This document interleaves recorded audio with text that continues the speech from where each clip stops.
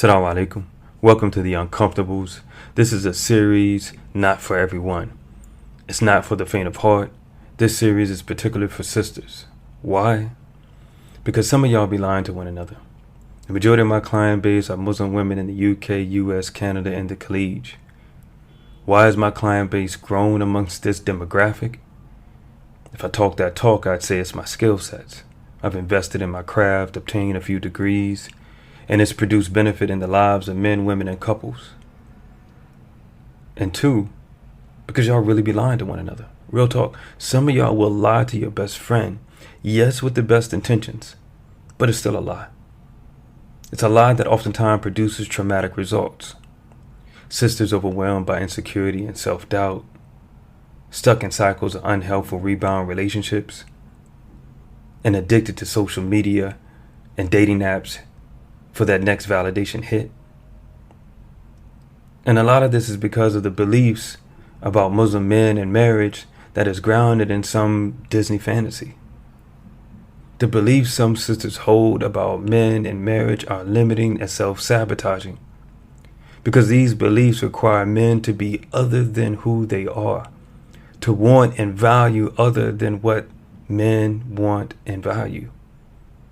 It's viewing men and life as if they want it to be, not how it is. And that is textbook limiting beliefs. And just look at that 𝗗𝗜𝗦𝗖𝗟𝗔𝗜𝗠𝗘𝗥 though. Yeah, she nice, mashallah. She nice.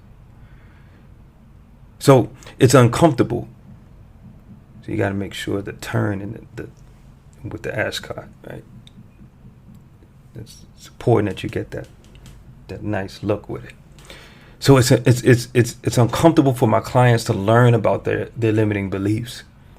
Yes, the cognitive dissonance associated with being introduced to new sets of beliefs that are not in harmony with the limiting beliefs they hold, right?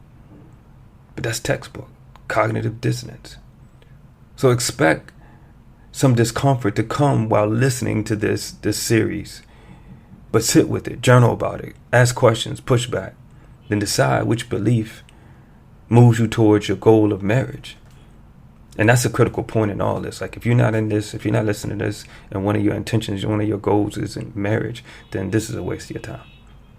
Yeah, it's not even worth you listening to. Also, if you're one of those sisters that, have had a few haram relationships, and thus now you know all about men, right? This isn't for you. If you don't feel like you can learn anything about men and you know everything, then this isn't for you. It's only going to irritate you. So sisters, in this series, it's not about judgment. Rather, it's about discrepancy. And that's an important point, right? Like, your goal is one thing. What you think, feel, say, and do needs to be in harmony with that goal. If it's not, then you'll feel stuck. And then the thing to do is make the adjustment. Either adjust the goal that it's in alignment with what you think, feel, say, and do, or adjust what you think, feel, say, and do to be in harmony and alignment with the goal. So that's what this is about, pointing out discrepancy. As a professional, my role is not to judge you, right? Rather, it's to point out the discrepancy between what you say you want, meaning your goals, and what you're thinking, feeling, saying, and doing, right? We're all fallible human beings. Right? By divine design, we're fallible human beings that will sin and fall short. So it's not about that. It's about helping you get what you want by understanding the discrepancies that you're living with. And that's causing the discomfort, the emotional discomfort in your life. And look, this is just my advice. As your brother, as someone trained in mental health, it's not gospel. Right? You don't have to take it. So I posed to a number of brothers, and on my Instagram, if you're not following me on Instagram, follow me at 𝗗𝗏𝗏𝗏𝗏𝗏𝗏. I posed the question, what is one uncomfortable truth you want sisters to know? Right? What is one uncomfortable truth you want sisters to know? I just want to, point out the coordination between the suspenders and the 𝗗𝗏𝗏𝗏𝗏. Like that, you got to just, mashallah, you have to acknowledge that. Like, that's finesse. So I asked, what is one uncomfortable truth you want sisters to know? Response: Got many, but this is the one I'll share first. Quote, we care about your age, not your qualifications. We care about your age, not your qualifications. So I asked a follow-up question.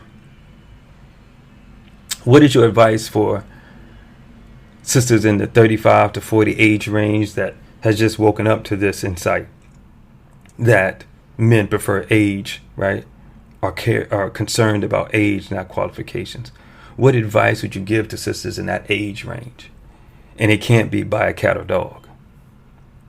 Answer, I quote, if a sister has come to that realization from an intellectual position, it's important for her to ask, what do men find attractive rather than what should men find attractive? Again, what do men find attractive rather than what should men find attractive? I think that's a central dilemma. It's the fact that what they've believed for so long to be true about men is not congruent with reality. Some accept it and adjust, whereas others resort to shaming tactics. He goes on to say, find out what makes you attractive to a man and work on that. Life is not what you want it to be. Life is what it is. End quote. A few sisters I know and those that I work with know that I do matchmaking. And so I presented an applicant to this particular brother. And mashallah, this sister has obtained a PhD. She's in her early 30s. Has a child from a previous relationship, previous marriage. And when I presented it to the brother, his response was this. I quote, I'd rather marry a barista at Starbucks. No man in history has been aroused by academic qualifications. End quote. I asked the follow-up, what would you say is the major factor or factors as to why the barista or waitress has just as good of a shot as the PhD? Response, youth, personality, agreeableness are attractive signals. Status, qualifications, etc. mean nothing. End quote. Does this mean an older sister with a PhD is ruled out? No. But she needs to accept reality and adjust, meaning accentuate that she is a sister that is agreeable and fit. Accentuate that she is a sister that is agreeable and fit. Get in shape. An older sister that is fit, friendly, and feminine will win every time. She is in the conversation. She has a chance. Hence the brother saying, I'd rather marry a barista at Starbucks. Men that can add value to a woman's life want women that complement their lives and not complicate them. The belief underpinning a man's interest in younger women is that she will be more flexible, less rigid, and willing to be amenable to the direction her husband wants to take the family, his vision. That same deference and agreeableness the sister with the PhD will afford her boss at work, a younger sister will show to her husband at home, the one that's been given the divine leadership. This, in essence, right, is the underpinning of the historical brothers going back home for a wife. And let's check out that 𝗗𝗜𝗦𝗖𝗟𝗔𝗜𝗠𝗘𝗥. Yeah, mashallah, she's sweet. Don't hate. Actionable takeaways for you. Ask yourself, do I focus on what men should find attractive rather than what men actually find attractive? 2, what makes me attractive to a man? What can I do to accentuate those attributes? 3, get a coach or a counselor, or both. Set up a support system. Let's just look at that 𝗗𝗜𝗦𝗖𝗟𝗔𝗜𝗠𝗘𝗥. She nice now.